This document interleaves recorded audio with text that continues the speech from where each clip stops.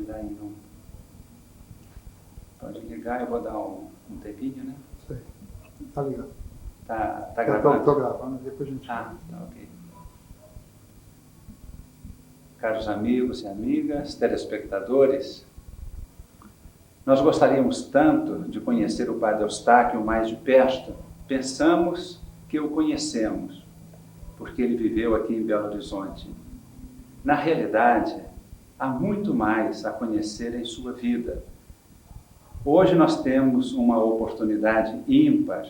Está entre nós o Padre Ángel Lucas, que durante 30 anos foi postulador da congregação em Roma. Durante 13 anos ele acompanhou muito de perto o processo da beatificação do Padre Eustáquio e poderá nos falar da pessoa do Padre Eustáquio como religioso, como sacerdote, como homem de virtudes, homem de Deus, como religioso dos Sagrados Corações. Padre Ángel, é com muita alegria que nós o temos aqui entre nós e queremos, nesta oportunidade, pedir que com toda a simplicidade o Senhor nos deixe como lembrança as suas principais recordações a respeito do Padre Eustáquio, tudo aquilo que pôde conhecer da vida dele, sobretudo nesses últimos 13 anos do seu trabalho em Roma.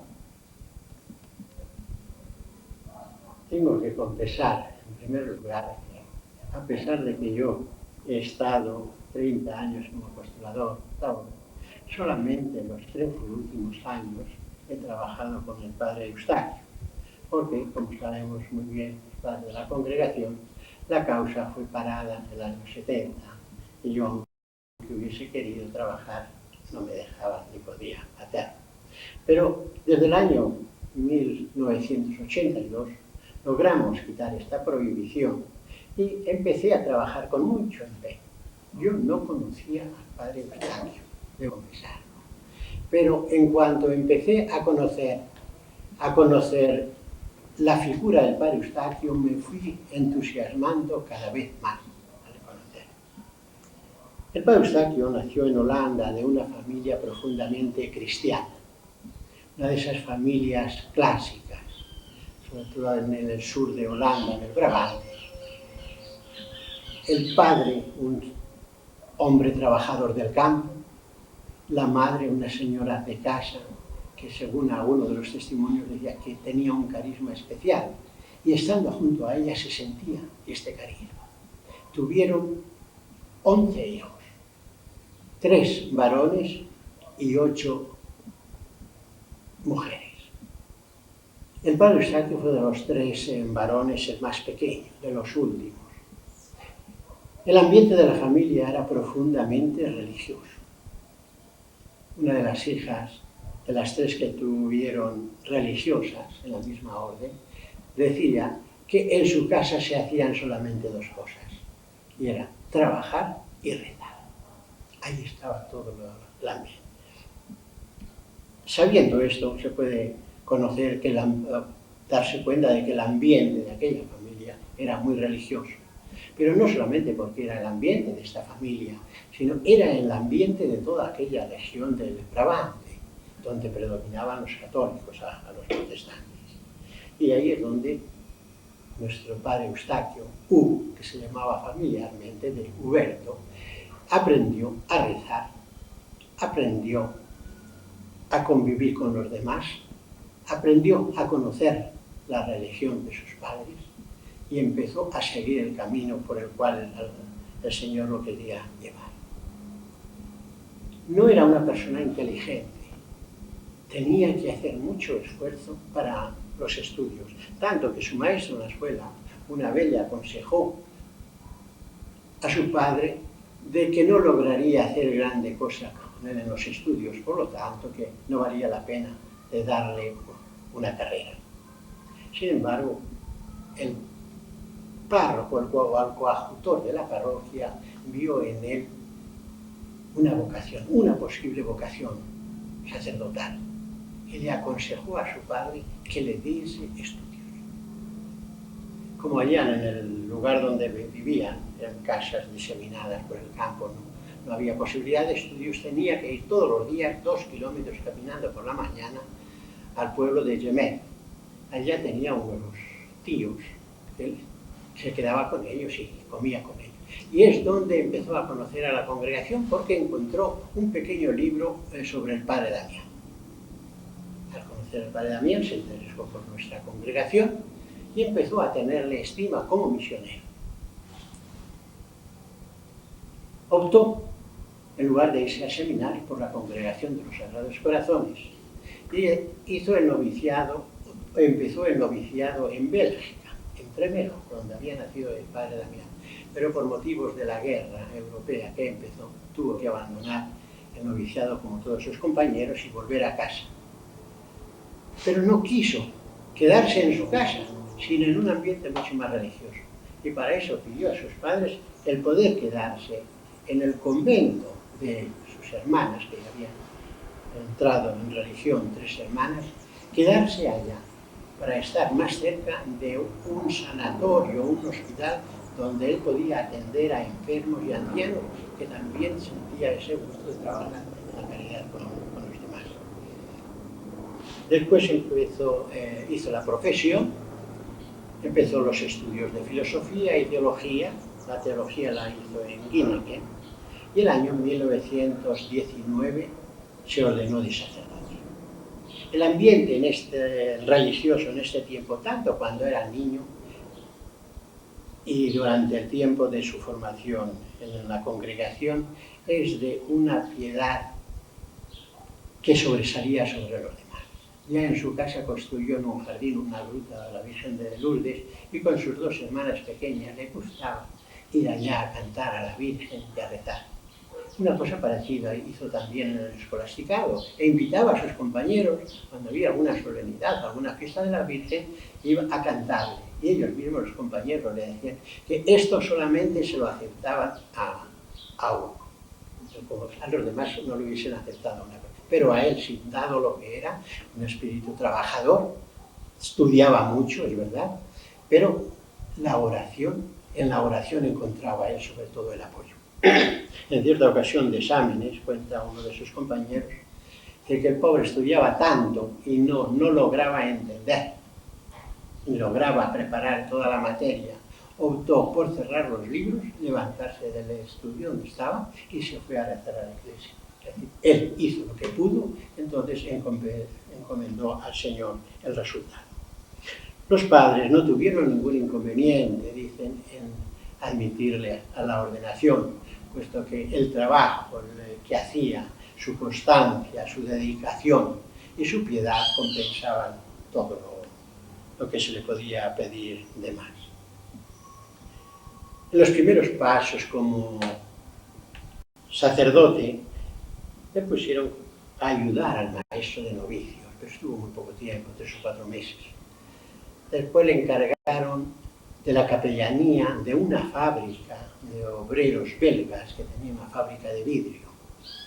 Y él fue con todo su corazón y se dedicó de tal manera a ayudar a aquella pobre gente, entre la cual había sobre todo el vicio del vino, que logró en 2 años que estuvo como capellán un cambio verdaderamente radical. Fue allá donde él hizo la promesa de no beber nunca más ninguna bebida alcohólica durante toda su vida, cosa que lo cumplió. Y logró el trabajo, yendo incluso a los lugares donde estaban ellos bebiendo, hablarles, convencerles con buenas palabras. Fue tal el éxito que tuvo que el gobierno belga, cuando cerró a los 2 años la fábrica, le dio una condecoración por el trabajo suyo que había hecho. De allí lo mandaron más al norte, a una parroquia de pueblo Joelan-Farenberg, una cosa así, nombre muy holandés. Y allá estuvo también otros 2 años, ayudando al párroco. Su actividad pastoral se puede decir en estas palabras: se dedicó a la devoción al Sagrado Corazón a través de la entronización en las familias, donde iba pasando por las familias, dejaba un cuadro del Sagrado Corazón, rezaba con las familias. La devoción al Santísimo Sacramento que inculcaba continuamente. la Acción Católica, y en las chicas la Legión de María. Tuvo tanto éxito también que a los pocos meses ya era muy estimado en la parroquia. Tanto fue el éxito que tuvo que su mismo párroco le empezó a llamar el raptor animalum, latín, que quiere decir el ladrón de las almas, porque se las atraía de tal manera que tenía un éxito y un fruto sobre todo. En una ocasión hizo un retiro a las jóvenes de la Legión de María, y había muy pocas, unas 30 o 35. Fue el éxito después del retiro tal que tuvo que se apuntaron más de 200 de las chicas que había en aquel lugar, para indicar un poco la influencia que tenía entre aquella pobre gente. Le gustaba mucho el hacer las procesiones a Santísimo, incluso llevando a la gente a otros lugares como Ámsterdam, con ocasión de un congreso eucarístico que hubo, cosas parecidas. Es decir, su ambiente era una dedicación total al pueblo, dándose él en todo, buscando y acompañando a los enfermos, a los que podía, visitando a las familias donde... Esto podemos decir en pocas palabras que era su ambiente de pastoral. Y ya se empezó a hablar de cosas prodigiosas que salían del Espíritu de las manos del Padre donde él actuaba.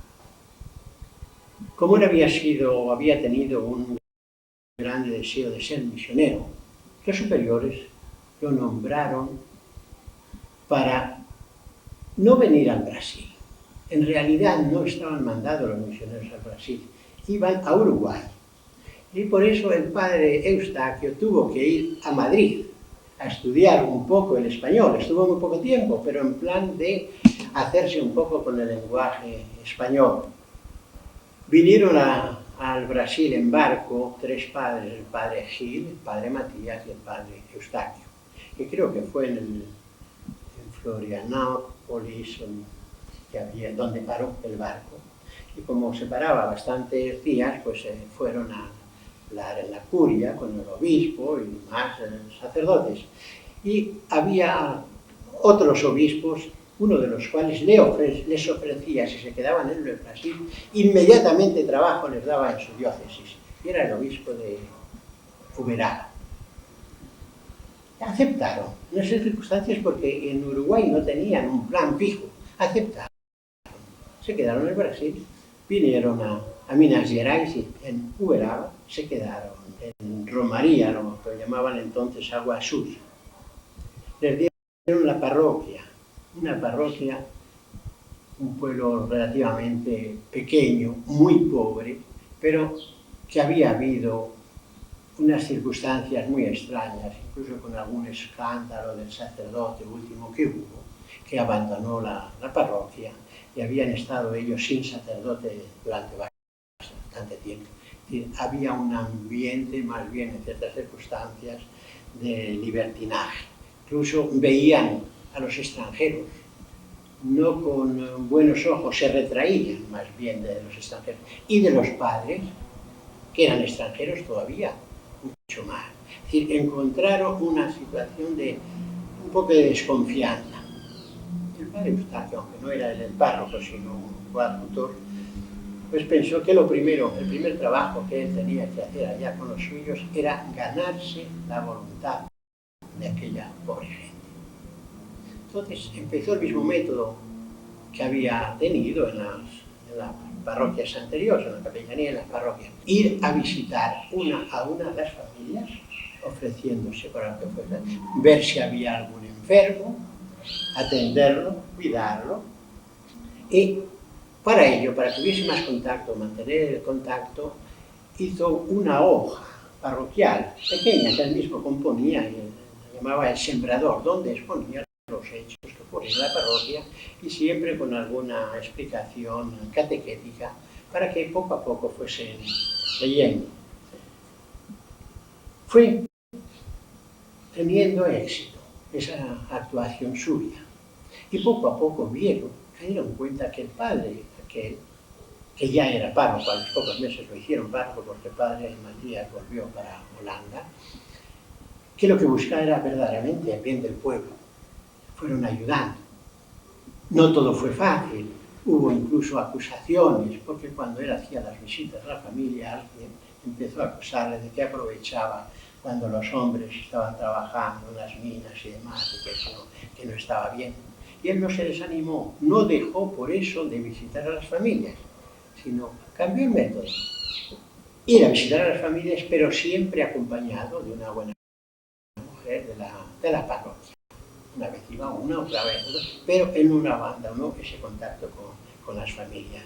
Luego en la catequesis siempre predicaba en la iglesia, de un modo sencillo, no tenía teologías grandes, no hacía teología. Sus predicaciones eran más bien pastorales, enseñar a la gente a vivir de una manera cristiana. Y el éxito se vio verdaderamente a los 10 años, cuando el padre provincial le dio una obediencia nueva, lo sacó de Romaría para llevárselo cerca de San Pablo, a Poá. Cuando se enteró el pueblo de lo que el provincial pretendía, se armó una revolución. Cercaron todas las salidas de la ciudad para que el padre no pudiese salir. Es decir, se opusieron con todos los medios, incluso poniendo gente con armas y pistolas en lugar día y noche, para que el padre no saliese. El padre aceptó la obediencia. Era un superior suyo el que se la daba, y aceptó. Pero comprendió que el momento no era bueno y le dijo al provincial: es mejor que esperemos un poco, vamos a buscar una solución. Siguieron vigilando durante algún tiempo hasta que poco a poco la cosa se calmó. Pero a causa de esto hubo una revuelta allá entre el pueblo, incluso con un muerto. Unos defendían la actuación de los partidarios del padre Eustaquio, otros. Y el padre Eustaquio aprovechó esa ocasión para decirles que poco bien lo querían, y no querían bien, cuando por causa de él incluso había tanta violencia en el pueblo, matando a una persona, que eso él no lo quería, de ninguna manera. La gente pues le hizo media esto que dijo el padre Eustaquio. Entonces él preparó la manera de salir del pueblo, se combinó con otras personas y con el padre provincial, para que una noche o un atardecer él saliese con un caballo, como hacía tantas veces, a visitar una de las facendas, ¿no? Y en un lugar determinado había un coche que lo esperaba. Y así llegó a donde estaba el coche, dejó el caballo y se salió, partió con el coche para... Bueno, vamos a tener un descansito. Vamos descansar um pouquinho. ¿Sí? Dar uma interrupção. Ya, puedo comentar. En pocas palabras, el éxito, yo diría, del padre Eustaquio en la parroquia de Romaría durante sus 10 años, aunque he de hablar después un poco más general en todo, lo veo yo en su oración, en su entrega totalmente a Dios y al pueblo, y sobre todo a los enfermos, a los necesitados y a los excluidos. Él se dio a su pueblo y Dios se entregaba también y se daba a él en todas sus obras. Salido de Romaría, llegó a Poá. Era un pequeño pueblo de la periferia de São Paulo. Allá el ambiente también era bastante pobre, sobre todo porque había mucho protestante y tenía una vida muy activa el espiritismo. Él se empeñó en combatir también y en luchar contra estas dos circunstancias. Tuvo el mismo método: visitar y conocer a las familias y visitar a los enfermos, dando bendiciones a todo el que se las pedía. Hizo una gruta en la parroquia para inculcar la devoción a la Virgen de Lourdes, la gruta de la Virgen de Lourdes, y él, cuando iba de vacaciones a Holanda, alguna vez pasó por Lourdes y se trajo agua bendita de Lourdes, que luego echaba en la gruta, donde tenía el agua de la gruta, y allá la gente iba a recoger agua y tenían ocasiones pues, incluso de ir a retarlo, de hablar con el padre. Aquí empezaron a conocer muy pronto al padre Eustaquio por su dedicación total a los enfermos. Tanto que algunos de los padres que le acompañaban pues, veían que sí, él hacía una labor preciosa y grande, pero la parroquia no se podía atender de una manera como ellos creían, ¿no? Puedes continuar. Empezó con el mismo método, como he dicho antes, y construyó fuera de la iglesia, en el patio, una gruta a la Virgen de Lourdes, la cual, y cuando iba de vacaciones a Holanda, traía de Lourdes agua que él mismo echaba, luego distribuía a la gente venía a recoger esa agua para después llevarla a sus casas. La dedicación a los enfermos aquí fue de una manera extraordinaria, tanto que no tenía prácticamente tiempo para atender las cosas de la parroquia y hubo una pequeña dificultad con los hermanos suyos de la congregación porque decían que algunos que desatendían la parroquia por dedicarse a los pobres. Él se arregló pues él dedicándose a los pobres y otro hacía los deberes pastorales de la parroquia. Pero como la gente, ella misma, hace propaganda de lo que ocurría, es decir, pues, veían un padre que les empezaron a llamar santo, empezó a venir gente de fuera. En tal cantidad llegó que el pequeño ferrocarril que había para la gente que iba a trabajar a San Pablo se empezó a quedar pequeño. Tenía que hacer continuamente viaje y venía totalmente lleno. Tanto que había días que venían hasta 8 y 10.000 personas a visitar al padre Eustaquio, a pedirle bendiciones. Esto fue causa de que las autoridades civiles empezasen a pensar un poco de que aquello no podía seguir así, la cuestión sanitaria no estaba en condiciones, la pobre gente que iba no tenía ni dónde comer, ni nada. En estas circunstancias los enemigos, que también los tenían, sobre todo entre los espiritistas, los que combatían con la predicación y con todo el medio, incluso él se empezó a sentir ahí llamado por Dios para combatir de un modo especial el espiritismo a través de la devoción a San José, que es aquí donde empezó sobre todo en su vida la devoción a San José, primero como devoción propia de los Sagrados Corazones, al corazón de Jesús, que hemos hablado antes, al corazón de María, a la Virgen, y aquí empieza con una devoción especial a San José, y cuando daba bendiciones a alguno de los enfermos muy clasificados o que él creía que había algo especial, lo mandaba a rezar como un Padre Nuestro de San María delante de la estatua de San José. Y muchas veces ocurría que cuando estando rezando allá, pues, ellos venían diciendo que el Padre los había curado. Decían, no, yo no he hecho nada, o sea, tú que has tenido que ir, San José te ha curado. Se le acusó en una ocasión, en varias ocasiones, delante de las autoridades eclesiásticas, de que él recetaba, como daba tantas medicinas que él traía de Holanda y luego que le daban también ya de San Pablo, amigos suyos, se le acusó de que él recetaba medicinas. Y no es que distribuía, no, él recetaba medicinas. Y esto, lógicamente, no lo podía hacer. Con ese motivo lo llamó el arzobispo de Sao Paulo, pero no habló directamente él, sino fue uno de sus vicarios generales. Le llamó el día que le habían indicado, llegó allá a la curia, no sabía para qué, y vino el vicario general, pues te voy a decir, lo cuenta el mismo vicario general que hoy, y de que él muy fuerte se le presentó al padre y le habló, diciendo que había dos cosas que no podían seguir así. Que le habían dicho al arzobispo, y el arzobispo quería cortar radicalmente, que él recetaba medicinas. Ante esto, el padre Eustaquio se quedó inmóvil. Escuchó, no dijo nada, se escuchó. Dejó que hablase el otro todo lo que tenía que decir, pero cuando oyó no solamente que se le acusaba de esto, sino que el arzobispo, como daba tantas bendiciones, yo creía en unas bendiciones así que él inventaba, le prohibía terminantemente desde ese momento dar una sola bendición. No podría dar más bendiciones. El padre tampoco reaccionó, se quedó quieto, pero se vio que empezó a conmoverse. Vio que empezó a caerle las lágrimas de los ojos, que no decía una palabra, pero sereno. Cuando terminó el vicario de decirlo y todo, Pero a ver si él decía, no, el padre no dijo nada.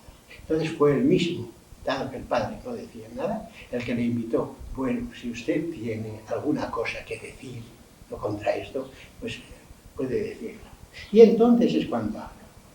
Si no, el padre está que no hubiese dicho nada. Y entonces digo, bueno, se me acusa de que yo doy recetas. Puedo asegurarles que nunca firmé una receta. Yo lo que hago es de las medicinas que me dan o que yo traigo, cuando encuentro un enfermo, leo el papel de las indicaciones que hay en la caja de las medicinas, y si creo que sí es para esto, puede servirle al enfermo, entonces se la doy. Pero si no, no se la doy. Pero firmar, nunca he firmado.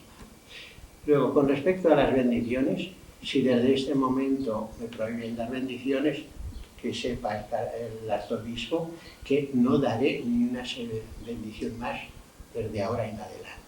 Pero que sepa que yo, cuando doy las bendiciones, las doy todas con la mano izquierda del ritual de la Iglesia romana. Y leo la bendición a los enfermos que ella pone. No doy otro tipo de bendiciones. Entonces el vicario general, al oír aquello, se quedó sorprendido. Y él pensó internamente, dice, no, esto no podemos prohibir las bendiciones de la Iglesia romana, podemos prohibir. Entonces yo, espere un momento, padre, voy a hablar con el arzobispo. Y entró, y a poco tiempo, pues salió, después de haber comentado con el arzobispo, y dijo, mire padre, si usted dice que no ha hecho ninguna receta, le creemos, ¿no? Y en cuanto a lo de las bendiciones, no podemos prohibirle el que usted dé las bendiciones del ritual de la Iglesia romana. Por lo tanto, él le pidió disculpas de lo que había ocurrido, por malentendido que fuese, y el padre dice que podría volverse tranquilamente a su parroquia. Y se volvió. Pero el padre sufrió allá enormemente. El mismo vicario lo reconocía. Por el tono mío, decía, porque yo me puse muy fuerte, el padre ahí demostró lo que era. Conmovido, se le cayeron las lágrimas, pero no dijo una palabra, ni entonces ni nunca más en contra del arzobispo. Y volvió a su parroquia y siguió en ese mismo plan. Pero la gente, como venía tanta, las autoridades civiles decidieron intervenir y fueron al arzobispo. Hablaron con él de que no podía hacer esa situación, seguir así, que había que hacer algo. El arzobispo llamó al padre provincial y entonces combinaron el sacarle. La única solución era sacarle. Con alto dolor del padre provincial, pero reconocían que la solución era de sacarle. Pero no querían que se hiciese ningún tumulto como había ocurrido en la parroquia anterior, en Romaría. Y entonces habló con el padre Eustaquio, le dijo lo que había y él mismo aceptó el tener que salir de allí, si los superiores lo querían. Pero había que buscar una solución. La solución fue sencilla, que de la noche a la mañana, en un momento, el padre Eustaquio desapareció. Se lo llevaron, creo que fue por ferrocarril, hasta Patrocinio. Pero una cosa rara, extraordinaria. No se había dicho a nadie que el padre Eustaquio se había ido de Poix. Pero en todas las estaciones por donde pasaba el tren pequeño, parece que hay, ¿no? En las estaciones había una cantidad de gente esperando al padre Eustaquio. Eso tampoco se lo explica. Estuvo muy poco en Patrocinio, porque unos amigos suyos le invitaron a ir a Río de Janeiro. Entonces el padre provincial le permitió ir a Río de Janeiro, y entonces para poder él hacer pastoral y dar bendiciones, como era acostumbrado, pastoral, atender a los enfermos y a los necesitados, como a él le gustaba, presentaron delante del cardenal, creo que era el cardenal Lema. Le presentó al padre, que quería que estuviese un tiempo por aquí, quería hacer ministerio pastoral, le pedían el permiso. El cardenal había oído ya muchas cosas sobre el padre Eustaquio, sobre todo de Poix y tal. Y entonces, pues sí, que se lo concedía, que como no, pero a una condición, sí, bien clara, a una condición. Puede hacerlo tratando de evitar toda publicidad, ¿no? Y que supiese que si un día, por el motivo que fuese, a causa de su actuación, había algún follón en el tráfico de la ciudad, ¿no? La gente acudía, o por los periodistas que hablaban y demás y tal, esa misma noche o ese mismo día el padre tenía que salir de la ciudad. Lo aceptaron, como no. Y él empezó a actuar, siempre lo llevaban en coche, a escondidas de un sitio para otro. Iba donde alguna familia lo llamaba o porque había algún enfermo o algún sanatorio. Pero empezaron a ocurrir cosas también extraordinarias. Y poco a poco la familia, que dice un poco, otro que siempre era un periodista y iba buscando una situación, y ocurrió un caso verdaderamente extraordinario. Aparentemente que había sido un milagro. Llegó a la prensa publicó y se armó lo que se temía, una paralización del tráfico de la ciudad. El padre Eustaquio se había ido a cenar a casa de una familia, unos amigos suyos. Estaba ya para volver a casa, los iban a llevar los señores, y en ese momento suena el teléfono. El señor, y a ver, dígame, mire, somos de la casa provincial de los padres. ¿Está ahí el padre Eustaquio todavía? Dice, sí, ahora mismo va a salir, no se preocupen que lo lleva. Dice, no, esperen un poco, que se ponga. Y era el padre provincial que lo llamaba, porque acababa de llamar el vicario general con la orden estricta y tajante de que aquella misma noche el padre Eustaquio saliese de Río de Janeiro. Aquella misma noche. Y entonces, ¿qué dicen? Pues, ¿y qué hacemos ahora? Y hablando con la familia propuso, mire, no vuelva a la casa provincial, porque eran las 10 de la noche, ya muy tarde, y marcharse en aquellas condiciones, no vuelva, quédese aquí en nuestra casa a dormir. Y mañana, pues se puede ir tranquilamente. Pero eso, se quedó, y al día siguiente, por la mañanita, dijo que quería ir, antes de salir, ir a hablar al convento de don San Bento, a hablar con el padre Abad. Ella, que había hablado ya alguna vez con él, ya estuvo hablando con el padre Abad más de una hora, de con todo lo que había, él estaba dispuesto a lo que cantasen los dos superiores, pero que obedecería al cardenal. Ya ocurrió un caso muy extraordinario también. Cuando volvió del convento de San Bento, había una señora esperándole, que no conocía nadie quién era esa señora. La señora esperó toda la mañana hasta que el padre llegó. Se quedó después y habló con el padre durante varias horas. Era un caso de una conversión. Una señora que era pobre, había tenido una hija, y por atender a su hija no tenía trabajo, no tenía nada, pues se había dedicado ocultamente a la prostitución. Y ella reconocía pues que eso no, y vino a confesarse con el padre Eustaquio, a pedir consejo. Estuvieron ahí mucho tiempo explicando. Al final, la señora dice que salía llorando, contenta, pero llorando de esa entrevista con el padre Eustaquio.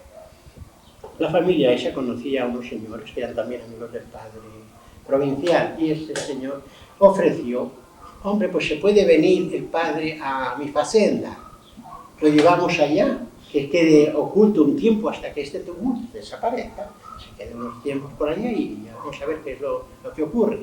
Y no sé a quién se le ocurrió, no recuerdo, el cambiarle al padre Eustaquio el nombre. Cuando él llegó a la senda del señor ahí, una cosa así, no era ya padre Eustaquio, era el padre José. O sea, todos los de la hacienda, ¿no?, que vieron aquí, era un sacerdote, conocieron siempre como el padre José. Y al principio no podía más que decir la Santa Misa. No alternaba con la gente, pero poco a poco. Una vez que si una señora traía al niño, darle una bendición, poco contacto, ocurrieron enfermedades también, el padre empezó a atenderlas, con un permiso que se fue alargando poco a poco, y empezaron a ocurrir cosas también extraordinarias. La gente pues lo veía. El obispo de Campinas se enteró también que el padre Eustaquio estaba allá, y él vino a hablar con él 2 o 3 veces, que sea a confesarse o a confesar al padre, pero que tenían sus coloquios. Una vez le pidió al padre provincial que le dejase sacarlo de aquel lugar, ¿no?, llevarlo a su diócesis, que él respondía, bueno, a que predicase pues algo, un poco, que empezase con un apostolado, porque el padre se quejaba de que allá estaba sin hacer nada y que él no quería esa situación, que él quería hacer apostolado. Incluso le propuso al padre provincial: mire, si no puede hacer apostolado aquí en el Brasil, pues mándeme a Argentina, mándeme a Chile, estoy dispuesto a ir a Portugal o a España. Él estaba dispuesto con tal de hacer el apostolado. El de Campinas se lo llevó una vez a su diócesis, que estaba relativamente cerca de la Facenda. El primer día pues salió al balcón y empezó a hablar y predicó, y se llenó el tumulto, porque tenía el don de atraer a la gente con las cosas que decía, con un mal portugués, pero una sencillez, ¿no?, que atraía a la gente, un don de Dios. La segunda vez que lo llamó, hubo también una curación, también algo extraordinario, y lo empezaron a reconocer. Se armó, no digo tumulto, pero aclamaciones y demás y tal. Y los superiores lo supieron lo que había ocurrido y se disgustaron. Eran Vila Prudente, unas cosas así se llaman. Se disgustaron. El padre Eustaquio escribió una carta a los superiores diciendo: pues mire, yo he ido allá, pues me ha llevado el obispo de Campinas, pero el obispo de Campinas tenía el permiso de ustedes que le habían concedido de llevarme. En este sentido, pues no veo por qué se queja, ¿no? Si luego allá el Señor ha querido hacer obras suyas, sirviéndose de mí, yo no soy responsable de esas obras, es decir, pidan cuentas a Dios, ¿no? Dice, creo que los superiores no pueden pretender de que el Señor espere el permiso de los superiores. Es una frase así, el parecer de los superiores para que puedan ocurrir esas cosas. Los actos de Dios nadie puede intervenir. No pasó nada. Él se volvió a su faceta, siguió y estuvo durante 3 meses ahí oculto, desde julio, primeros de julio hasta primeros de octubre. Y como ya el padre Tiago era consejero provincial, estaba metido en el problema, y también él veía la situación del padre que se quejaba de no poder hacer apostolado, sus deseos y la personalidad del padre Eustaquio, y el padre Gil lo quería muchísimo, aunque le creaba también problemas, eran las circunstancias los que lo creaban, pues se pensó en hacer alguna cosa. El padre Tiago escribió al padre provincial una carta diciéndole que él se comprometía a tenerlo en patrocinio en su casa, ¿no?, vigilarlo, que se le pusiese una persona que lo vigilase y controlase, y que él le pondría un reglamento estricto al cual se tendría que atener el padre. Aceptó el padre provincial, lo llevaron por fin a patrocinio en el colegio que hay, en el colegio, me parece, no sé cómo se llama, y se le y se le dejaba solamente decir misa en la capilla de Santa Lucía. Allá podría ir a decir misa. Allá podría recibir en el confesionario a gente, confesarse y dar bendiciones, pero no podía dar bendiciones fuera del confesionario. Si volvía a casa, en el camino, no podía hacer nada, ni en el colegio tampoco podía recibir a nadie, solamente en aquel lugar. Y a tal hora llega, a tal hora vuelve. Nunca dijo una palabra en contra de lo que se le puso de custodio al Cervero, al padre Hermenegildo, de Armas Tomar, ¿no? Obedeció siempre. A todo actuaba. Alguna vez sí iba, cuando terminaba de confesar, tenía una familia muy conocida, iba a hacer una visita, tomaba un café y se iba al colegio. Pero después le encargaron de un pueblecito que había cerca, se había quedado sin párroco, ahí Villá.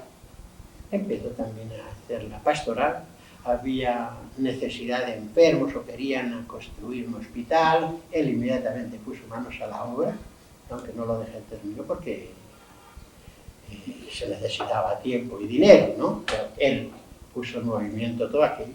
Y estando en esas circunstancias, el arzobispo de Belo Horizonte empezó a oír algo también sobre el caso del padre Eustaquio, llamó un día al padre provincial y le dijo que él estaba dispuesto a dar una parroquia a los padres que ellos querían en Belo Horizonte, que tenía una que desde mañana y pueden ir ustedes, yo les doy esta parroquia, es una parroquia muy pobre, en los suburbios, en la periferia, pero la tienen en mañana. Si quiere el padre pues, provincial, hombre, el padre Eustaquio pues, está en esas condiciones y aceptó. Sí, sí, acepto que venga el padre Eustaquio, que solo predique de momento en su parroquia y después ya iremos viendo cómo van las cosas.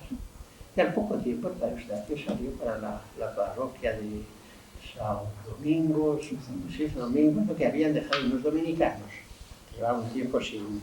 Había una pequeña capilla, de la que te he hablado antes cuando veníamos, ¿dónde estaba esa capilla? O ayer, había los padres, ¿dónde estaba esa capilla? La capilla de Cristo Rey, me parece. La iglesia esta no estaba hecha, él empezó a hacer poner la primera piedra. Y vino ahí, y la mismo lo que hacía todos los hijos, dedicarse a los pobres, a la predicación, a los pobres.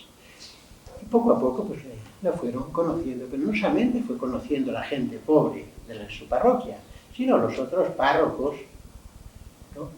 La fueron conociendo cómo predicaba, qué cualidades tenía, lo que la gente hablaba. Y alguno pues le pidió al obispo, permiso al arzobispo para que él pudiese ir a predicar en su parroquia. Y poco a poco lo consiguió. Recuerdo que he leído yo que alguno de los testimonios, la veracidad, pero uno de los testimonios lo dice, que el mismo arzobispo quiso saber o conocer un poco de cerca, ¿no?, el carisma de este padre, ¿no?, por qué hablaba tan, de que si de escondido, un modo escondido, se acercó una vez a la parroquia donde él predicaba, que estuvo escuchándole lo que él decía. Después hizo algunos comentarios. Muy bien, un padre muy sencillo, habla muy mal el portugués, pero dice cosas tan lindas, tan bonitas. Ese fue el comentario que poco a poco le dejaron predicar.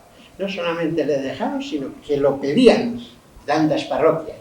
En una de las parroquias le pidieron hacer un retiro a los intelectuales. No era nada intelectual, para los intelectuales, abogados y de categorías, ellos mismos lo cuentan. Y la parroquia era bastante grande. El primer día hicieron el retiro en la parroquia. La parroquia estaba totalmente llena y fuera de la iglesia porque no podían entrar nadie más. Ante eso, al día siguiente pensaron buscar otro lugar mayor, de modo que todo el mundo que quisiese oírle pudiese estar presente, o por altavoces. Entonces buscaron un teatro. Fueron por la tarde, el teatro se llenó totalmente y había todavía gente fuera del teatro.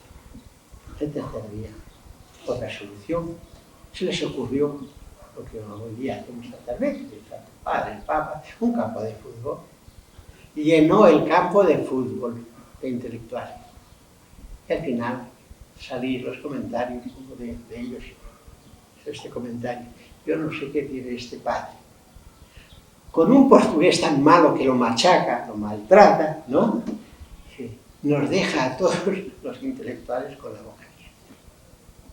Es el modo de hablar, no es las cosas, dice cosas sencillas, pero es el modo de hablar, el modo de decir que tiene este padre las cosas, y todo el mundo escuchando. El carisma del padre. ¿Está? Se puede ver cómo la gente, porque la gente, y no solamente era en el hablar, sino en su caridad, sobre todo, que se dedicaba totalmente a los pobres y a los más necesitados. No fue mucho tiempo el que el padre Eustaquio estuvo, desgraciadamente, en Belo Horizonte. No llegó ni al año y medio, pero se ganó a toda la ciudad. Se ganó a toda la ciudad. Él estuvo en un convento hablando con unas religiosas, y había ya una religiosa, Madre Gloria, me parece, muy enferma, casi siempre en cama y charlando con ella. Le dijo al despedirse: bueno, padre, envuelva otra vez usted. Y bueno, sí, volveré. Y le pidieron también que hiciese otra cosa. Y dijo: no, ya no estaré. No, cayeron en aquello. Ya para entonces no estaré. Resulta que él se refería a que ya no estaría vivo. Al poco tiempo, una enfermedad pues, de esas que ocurre, le picó un garrapata, el tifus exantemático, que en aquellos tiempos, como no había penicilina, pues no tenía solución, y con grandes dolores el padre murió. Es muy interesante. Me gustó cómo hicieron en el teatro la escena de la muerte. Sí, aunque hubo detalles también que, o sea, yo que conozco la vida pues me doy cuenta, pero me gustó, ¿no? Estaba bastante bien expresada. El padre en los últimos momentos sufría mucho, tenía una fiebre muy fuerte. El padre Hermenegildo no dejaba entrar a nadie en aquellas circunstancias, no obstante, y cuando alguno quería hablar, pues tenía que hablar con él y entraba, le decía algo al padre, pero a él no lo veía. Sin embargo, ocurrió una cosa que para mí es extraordinaria. Nunca me lo he explicado, ni la gente se lo ha explicado. Hago resaltar sobre todo la devoción que él tenía y que inculcaba, y a través de la cual muchos de los milagros que dicen que hizo se debían a la intervención de San José o a la devoción a San José. Estando ya casi en coma, o que aparentemente estaba en coma, el padre lo vio, llamaron al padre Hermenegildo, que había un señor que quería hablar con el padre Eustaquio, y que tenía vestido totalmente de negro, y que tenía que hablar, venía de muy lejos, tenía que hablar con el padre Eustaquio. Dijeron, pero si el padre Eustaquio, si está muriendo, yo tengo que hablar con el padre Eustaquio. Le llamaron al padre Hermenegildo, le contaron lo que ocurre, entra donde estaba el padre Eustaquio, que estaba medio en coma, y resulta que se encuentra al padre Eustaquio sentado en la cama. Le dice el padre lo que ocurre, muy con cabeza lúcida, y dice, sí, lo estoy esperando que entre. Estuvo hablando 3/4 de hora este señor, solo con el padre Eustaquio, salió, se marchó, nadie supo nunca más. ¿Qué dijo? Yo digo, para mí era San José. Después pidió que quería ver al padre provincial, que dónde estaba el padre provincial, como diciendo, no viene el padre. Pero sí, que ha telefoneado ya diciendo que ha salido y que llegará, en breve llegará. Pues esperando y preguntaba de vez en cuando al padre Hermenegildo, el padre provincial, que no ha llegado, pero poco tiene que faltar. En algún momento se abre la puerta, ve él al padre provincial y dice, padre Gil, inclinó la cabeza, no, padre Gil, deo gracias, inclinó la cabeza y murió. Es decir, parece que estaba esperando a que llegase el padre Gil, que le diese la bendición para que pudiese marchar. Y así fue. Llegar al padre, deo gracias, y se inclinó. Enseguida la prensa, la radio comunicó la muerte del padre Eustaquio. Se empezó a venir gente de todos los sitios alrededor del hospital donde estaba, lleno, un caos de gente por el tráfico y demás de los alrededores, todo lo que había. Si eso ocurrió aquel día que murió, podéis figuraros al día siguiente lo que ocurrió en el entierro. Desde donde él estaba hasta el cementerio de Monfín, donde lo enterraron, creo que hay unos 4 o 5 kilómetros, se le llevó a hombros al padre. Y toda la calle llena, abarrotada de gente que no se podía dar un paso. Costó horas llegar al cementerio. Al día siguiente la gente fue andando también al cementerio a llevar flores, abarrotada de flores, la tumba y así durante días.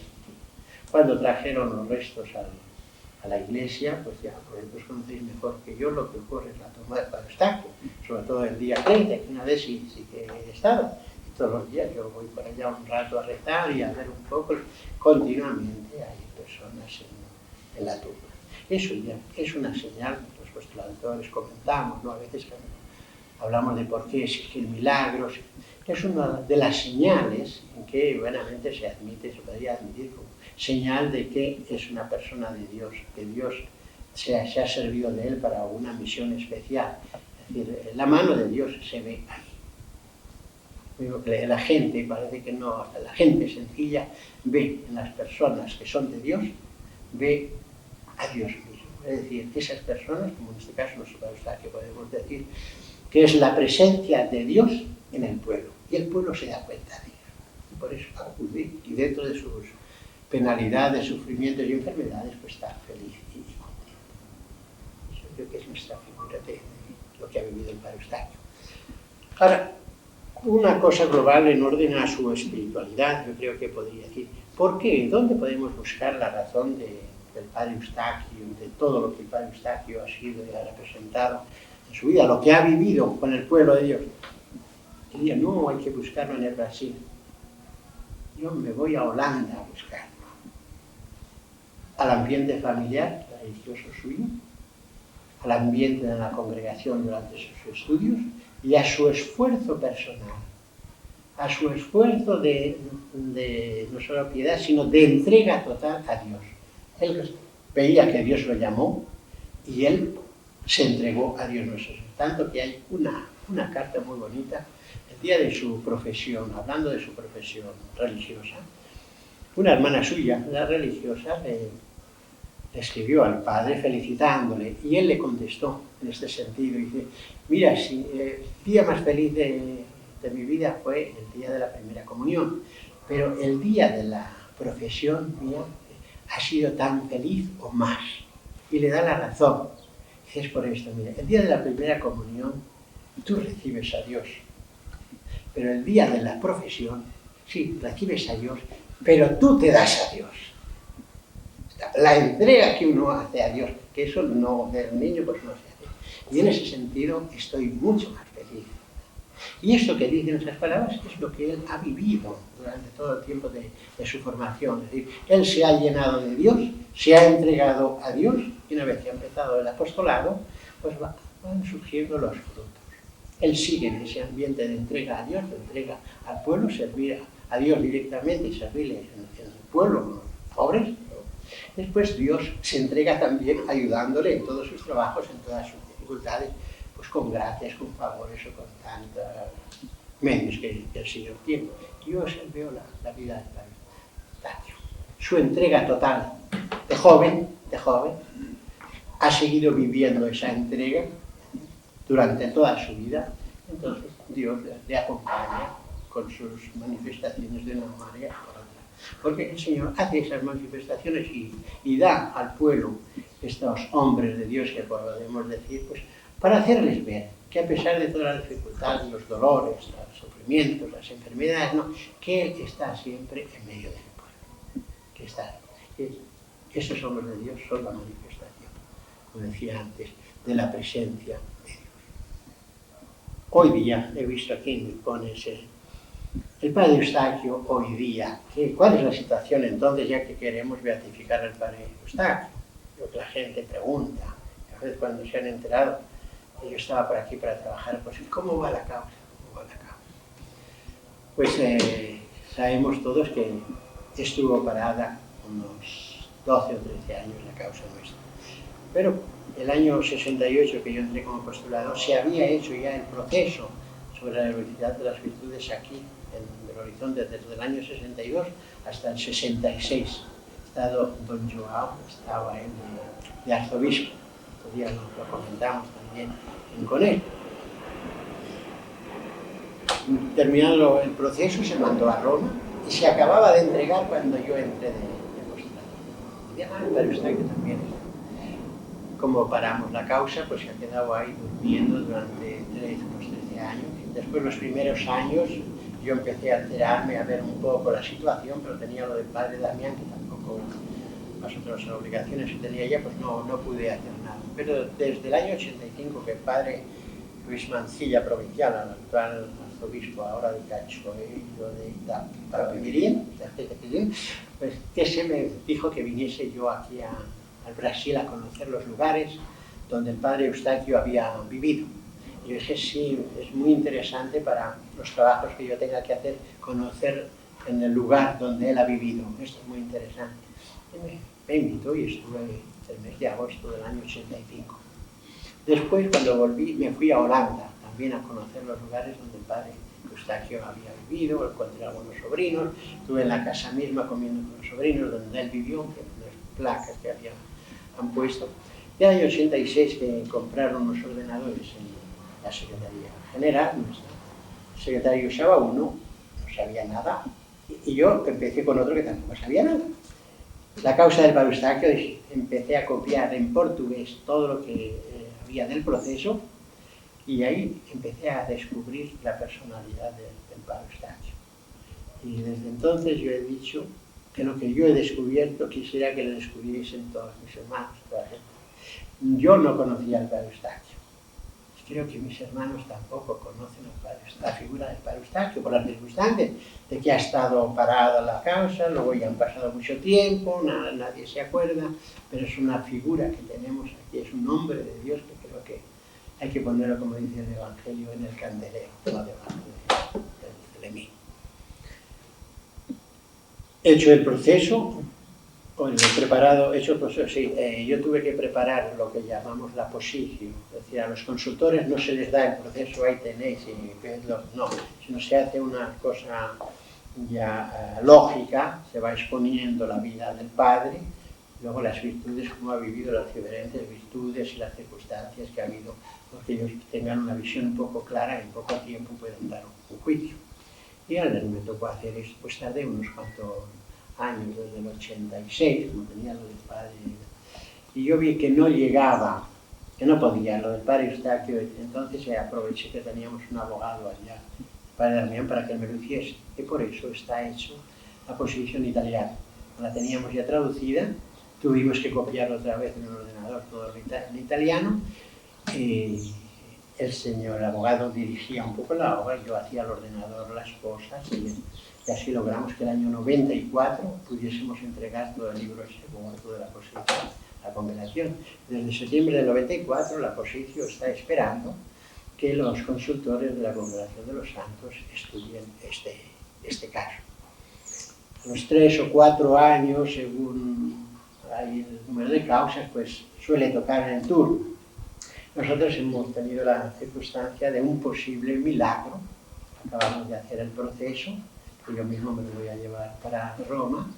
Y podemos decir que Belo Horizonte ha hecho todo lo que tenía que hacer, ¿no?, con respecto a los procesos y demás. Ahora nos toca a los de Roma, de caso también a la Congregación de los Santos, en estudiar lo que nosotros les presentamos. Ojalá esto sea pronto. A ver si la influencia de don Serafín, con la casa que le ha escrito, ¿no?, pues le hacen caso, y tienen que estudiar primero la heroicidad de las virtudes.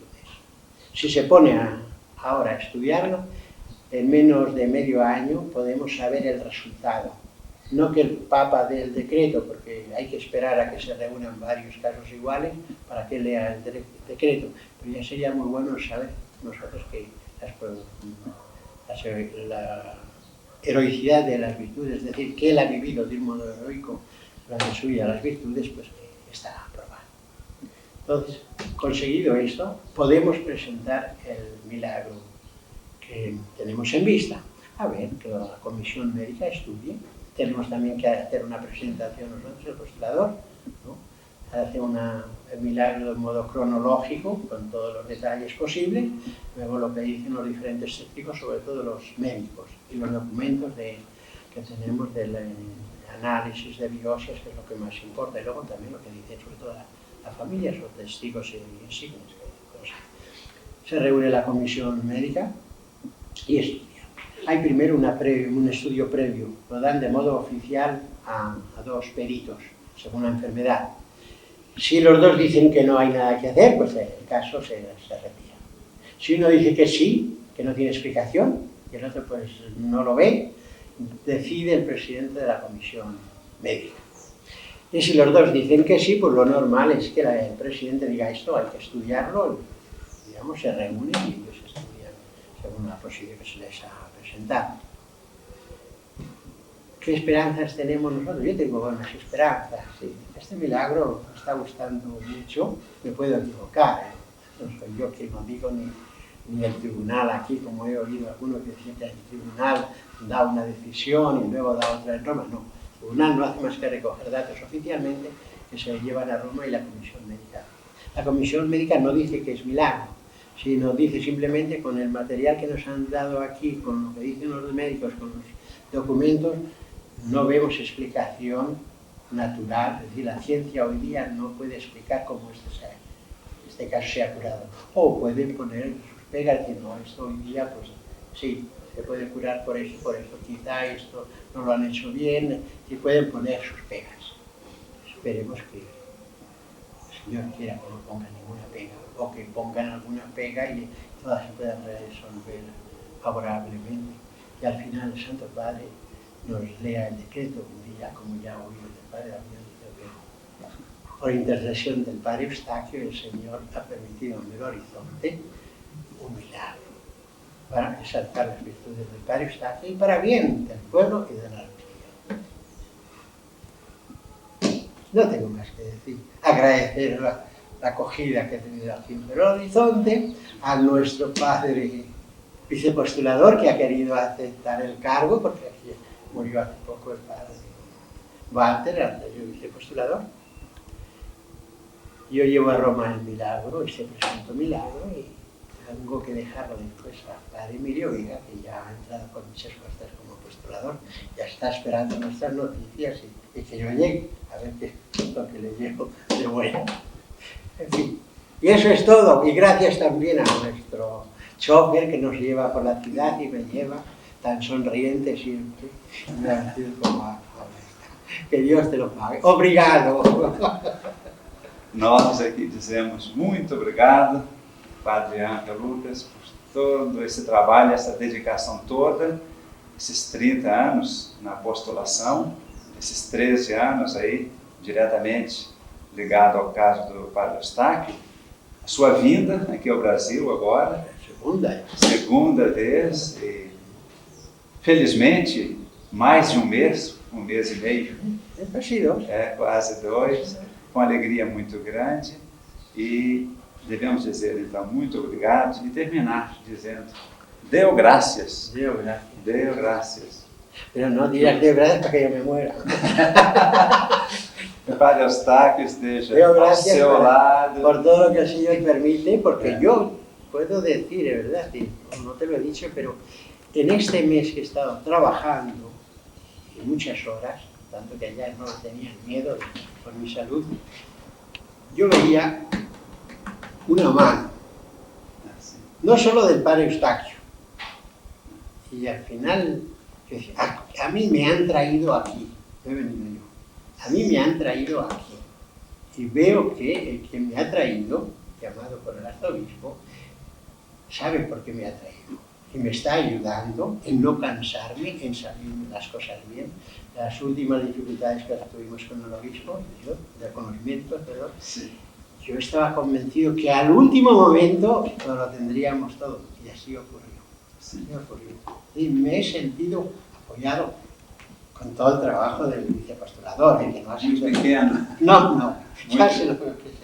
Yo estaba en casa siempre trabajando, pero no, me he visto confortado con la ayuda del Señor y de la intervención del Padre Eustáquio, y me pasó lo mismo con el Padre Damián. Llegó a un momento en que yo veía todo, me salía todo fácil, y le decía al Padre General, me está saliendo ahora todo lo contrario de antes. Antes todo dificultades en la congregación, ahora todo me sale bien, todo me sale bien. Fui a París a hacer unas cosas, la autenticación de documentos, nos llevamos 3 días, me decían, en 15 días no lo hace allá en París, en 20 minutos lo hice todo. Ahí la gente, aquí me ha pasado lo mismo. Hemos tenido que trabajar, pero he estado contento. El Señor, yo creo que quiere exaltar a su siervo de Dios, Padre Eustáquio.